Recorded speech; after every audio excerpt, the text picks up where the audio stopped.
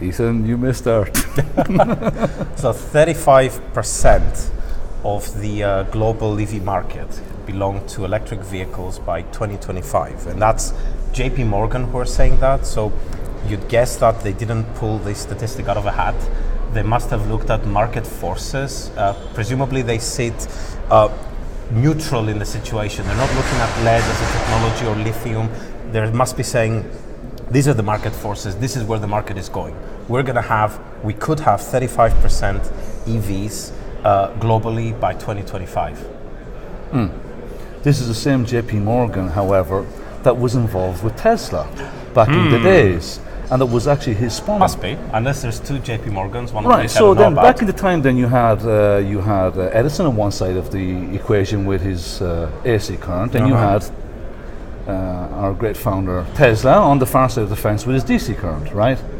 So JP Morgan was funding him up to a certain point, and then he pulled the funding, and then the Tesla coin, everything else that was in Long Island or somewhere in Manhattan, somewhere in New York or Staten Island or wherever it was, that was all pulled out. So you're telling me now that the same company 100 years later is telling us that in 2025 45% of the cars are going to be EV or 35% of cars. That's bullshit. Yes, he pulled it out of a hat. They pulled it out of a hat. There's other driving forces behind that statistic.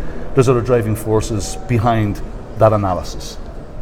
So I'm thinking about the batteries and basically your average, say a Tesla Model S battery is close to 600 kilograms.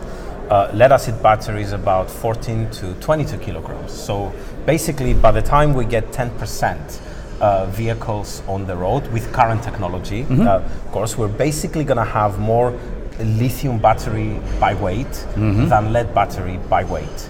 And possibly 3 times that if that statistic really comes to be. So I suppose there must be a thought somewhere that these batteries must be able to last a very, very long time. I think I've heard this from a couple of sources that they expect those batteries to go for, I don't know, 5 years, 10 years, 15 years. Okay. Plant-A plates, Plant-A batteries, which are, the most, I won't say advanced, but they are the most reliable battery, which are used for in hospital operating rooms. They're straightforward lead plate. Plant-A, straightforward Plant-A plate, okay? They have an expected life of 25 years, and they're there as a UPS. That's their whole purpose. They're not there for traction or transportation. If you say to me that they can develop and guarantee a battery pack for 10 years, 15 years, like what's in a Prius, but Prius it's a hybrid. It's a hybrid vehicle. If you can guarantee me a battery, a lithium-ion battery, that will last a minimum of 20 years, because let's face it, any car produced today is made to last 20 years. Of course, they're going to change the laws so that we have to change them quicker, but that's consumerism. They're going to tell us that, you've got the car 10 years of age, change it out because you can't drive into Milan anymore, there's no more Euro 4, Euro 5, Euro 6, Euro 7, 8, 9, 10. All these Euro things, which again are all irrelevant, they're driven by unelected bureaucrats in Brussels and making up these laws. And I'm convinced, and I may be wrong, I'm convinced most of them have not minimum idea of even where the battery is in their car. So when you can show me a car that is a full EV and that can run for 10 years without needing a battery change, and you can tell me that in 10 years time that battery is not going to cost half the price of a new car, then I'll lean towards, yes, lithium technology and EV technology is fine. That brings me to the next question. In 10 years time, because now we are, I think, 8 years down the road with the Tesla S's, and the first battery packs are going, they need to be changed. The price that Tesla is asking their loyal customers for the pack is science fiction figures. So Tesla, who's the leader in EV cars, in my opinion, is now screwing over those people that invested and believed in Tesla back in the day. I don't want to buy a car and after 8 years have to change the battery pack, and then who I bought it from, be it BMW, Audi, Volkswagen, Opel, Peugeot, Dacia. I don't want them to come along and tell me that the price of the battery pack for my car to continue driving is this. Worse again, I don't want them coming along in 4 years after I buy the car and telling me that because I didn't adhere to the proper charging schedule, that I didn't plug it in when the battery power will be below 20%, and I've driven it more than I should have and depleted the batteries and everything else and all this bullshit. I don't understand that. After 3 years, I have to chuck the battery or chuck part of the battery and have it repaired and retrograded and revisionized. I don't want any of that. So for me, I don't believe lithium is the future of EV transport. I believe that it's a stepping block. I believe that in 5 to 10 years, another technology will come along that will allow us to have a proper EV and that will be recyclable.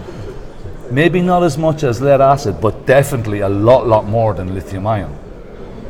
That's what I...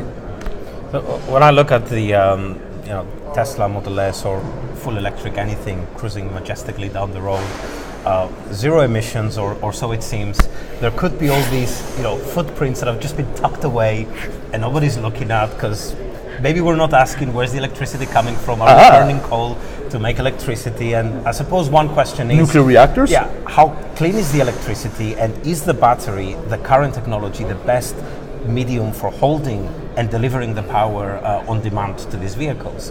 And perhaps one other thing that may not be considered enough is to what extent will the consumer drive that battery out of the vehicle prematurely, because if you're getting a range that is anything less than what you were promised or anything less than what you need, then you may have other plans. You may be an unhappy consumer. You may want that battery out, and that could mean that the second-hand vehicle market is gonna be messed up. You might have vehicles being scrapped after 3 years, 5 years, because 5 years. the next person doesn't want to buy the second-hand car if they're gonna spend $5,000, $10,000 on a new battery. And all that footprint with all those cars that are getting scrapped and more cars on the road is maybe not being considered enough. If it was 5,000 for a new battery pack, I would have no problem. If I spent 50,000 euros on a new car and 3 years later I have to replace the battery pack and I spend 5,000 on it, okay, I can handle that.